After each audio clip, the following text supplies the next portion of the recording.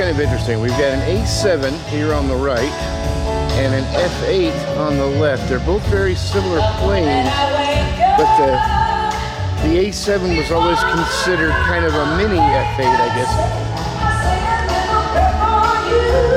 But here in person, they both look pretty damn big. The A7 doesn't look all that much smaller, but it's kind of hard to tell from up here. So that's your F8.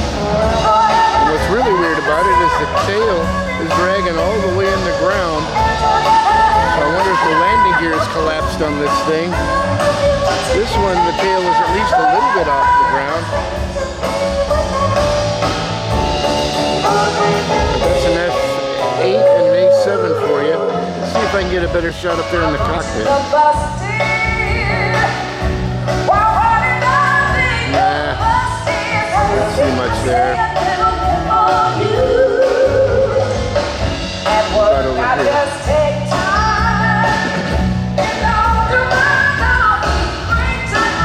Yeah, we get to see these gauges and stuff over here pretty good. See the inside of an F8 cockpit.